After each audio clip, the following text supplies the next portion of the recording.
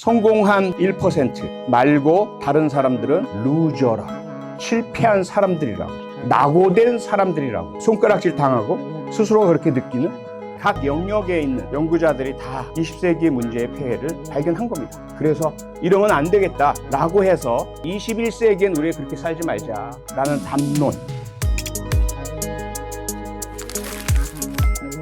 우리가 지금 살고 있는 시대는 21세기죠. AI다, 로봇이다, 이런 기술 문명만 달라진 것이 아니라 우리 인류가 생각한 무엇이 옳은 것인지, 무엇이 우리가 나아가야 할 방향인지, 어떻게 살아가야 하는지에 대한 우리 다수의 이 시대의 인류가 함께 묵시적인 동의를 하고 이게 우리의 가치야 라고 한 것, 그것이 이제 시대 정신이라고 하는 거죠. 그런데 참 안타깝게도 저를 포함해 20세기에서 주로 살아오고 20세기적 교육을 받고 20세기적인 문화 속에서 생활해온 사람들이 자꾸 20세기적인 정신을 고집을 합니다. 강요합니다. 그걸 우리가 뭐라고 부르죠? 꼰대라고 부르죠. 네. 잘 알고 계시네요. 그래서 우리 정신 차리지 않으면 내가 혹시라도 낡은 과거의 문화, 관념, 인식을 우리 새 세대에 강요하고 있는 것은 아닌지, 그렇게 정신 차리지 않으면 나도 모르게 당연하게 그냥 내가 살아오던 거니까, 생각해오던 거니까 이렇게 해야 해 라는 말이 나올 수밖에 없는 거죠. 그때 우리는 말로는 네 청장님, 하지만 속으로는 아이 꼰대, 이렇게 되는 겁니다. 그렇죠? 저도 그래서 늘 대학에서 우리 학생들하고 맞닥뜨릴 때마다 학생들이 네 교수님 할 때 속으로 꼰대야 이러지 않을까라는 두려움을 가지고 늘 대하고 있습니다. 한번 살펴볼까요? 도대체 무엇이 다를까? 우리가 살아왔던 우리 세대가, 또 우리 전 세대가 살았던 20세기 가장 중요한 게 뭐였습니까? 경쟁, 그렇죠? 이겨야 해. 그리고 우수한 성적을 거둬야 해. 합격하고 통과해야 해. 세상은 경쟁이야. 그렇게 몰아붙이는 선생님, 학부모, 또 어른들, 이 세상 속에서 그냥 그렇게 살아야 되는 것인 줄 알고 살아왔어요. 저도 그 결과 여기에 서 있는 거죠. 그렇게 해서 경쟁을 뚫고 어떻게든 자기 자리를 찾은 사람들은 많은 것들을 거머쥐었죠. 돈도 거머쥐고, 권력도 거머쥐고, 지위도 차지하고.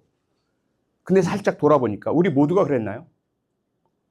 함께 뛰놀던 우리 친구들, 저는 우리 시대 국민학교, 여러분 지금은 이제 초등학교라고 불리는 그 시기를 동두천에서 보냈습니다. 경기도 동두천에서.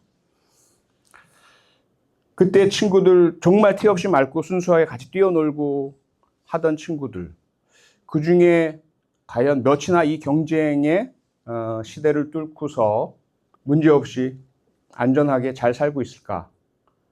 가끔씩 들려오는 친구들의 안타까운 사연들 접하면 가슴이 아파요. 왜 그럴까? 삶이 너무 팍팍하고 힘겹고 억울함을 느끼는 분들이 꽤 많으시죠.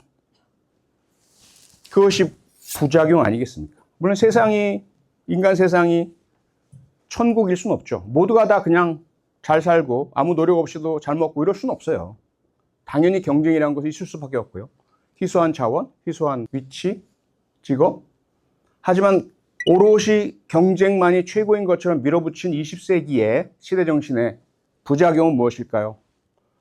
성공한 1% 말고 다른 사람들은 루저라고, 실패한 사람들이라고, 낙오된 사람들이라고 손가락질 당하고 스스로가 그렇게 느끼는 그런 불행하고 불만족스러운 세상이 된 거 아니겠습니까?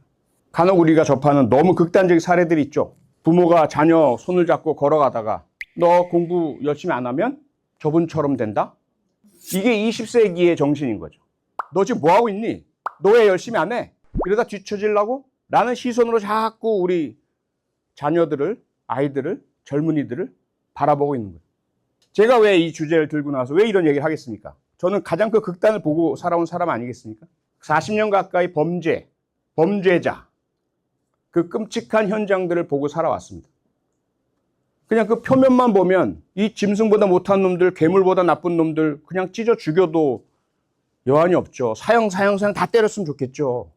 그런데 그렇게 해서 이러한 참혹한 범죄가 더 안 생기겠습니까? 그래서 그러면 어떻게 해야 막을 수 있을까? 줄일 수 있을까? 이 잠재적 피해자들을 이 끔찍한 범죄로부터 어떻게 보호할 수 있을까?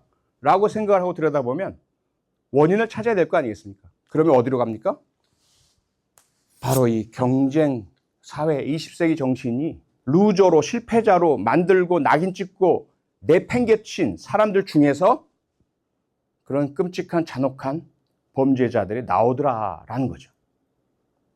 그리고 그것도 전 세계 여러 나라들을 비교해 보더라도 그런 경쟁주의적 사회의 정도가 심한 나라일수록 그런 잔혹한 범죄자가 많이 나오더라라는 것이 밝혀지게 되는 거예요. 그런 깨달음을 저만 했겠습니까? 범죄 연구하는 사람만 했겠습니까? 복지, 교육, 사회, 문화 각 영역에 있는 연구자들이 다 20세기의 문제의 폐해를 발견한 겁니다. 그래서 이러면 안 되겠다 라고 해서 소위 사회적 담론이라고 하죠. 학술 논문으로도 강의로도 또 TV 토론으로도 우리들끼리 하는 이야기 속에서도 그런 문제제기가 일어나서 만들어진 21세기엔 우리가 그렇게 살지 말자라는 담론, 그 시대 정신, 그것이 이제 존중으로 바뀌게 됩니다. 경쟁이 필요하지, 공정해야 하니까 열심히 노력한 자에게 그에 따른 보상이 주어져야 하고, 노력하지 않은 사람은 뭐 거의 다 책임을 져야지. 그건 기본이에요. 하지만 어떤 사람은 하고 싶어도 못하는 사람이 있죠.